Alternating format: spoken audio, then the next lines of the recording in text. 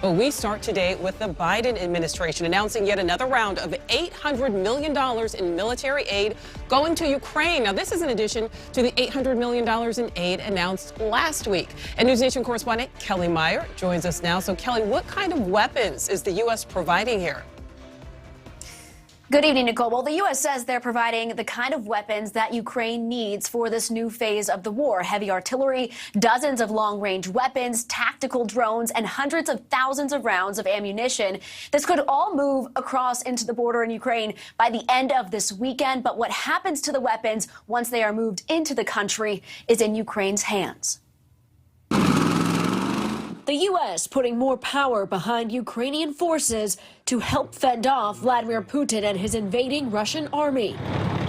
That they're going to set the stage for the next phase of this war. As the armies clash in what is expected to be a long, bloody battle in Ukraine's east, today President Biden announcing yet another round of support, $800 million worth on top of the $800 million sent just last week.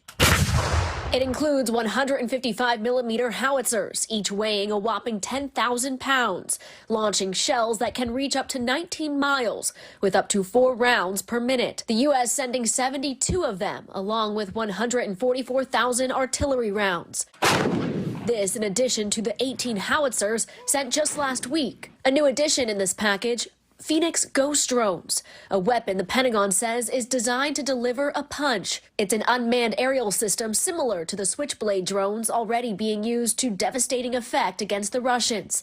The U.S. rushing in more than 120 of them. It's a brand new weapon, custom made by the Air Force to use against the Russians. This comes on top of the weapons already sent or on their way to Ukraine, like these Mi-17 helicopters initially sent by the U.S. to Afghanistan to fight the Taliban, now given to Ukrainians. Each holds 24 troops and can travel up to 174 miles per hour.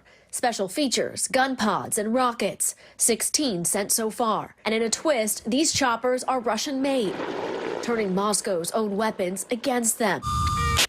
All in addition to the thousands of Stingers and Javelin missiles and 700 Switchblade kamikaze drones. It all comes as Ukrainian President Zelensky repeated pleas for more heavy weapons to arm them in this new fight, saying if he had the weapons he needed, this war would be over. U.S. officials say they're working with Ukraine on the weapons they need and are getting them over as quickly as possible. Meeting today with Ukraine's Prime Minister, Secretary of Defense Lloyd Austin vowed to keep the flow of arms coming. All of this underscores our shared determination. The United States will continue to support Ukraine's urgent requirements for today's battles and tomorrow's victories. And when asked today how long the U.S. can keep up with these shipments, President Biden says we have the capacity to do this for, quote, a long time, as long as allies and partners keep up the support with them in a unified effort. But with this latest shipment, the president has exhausted all the money Congress has authorized so far, so he'll be asking them for even more help when they return next week. Nicole? All right, Kelly, thank you for that.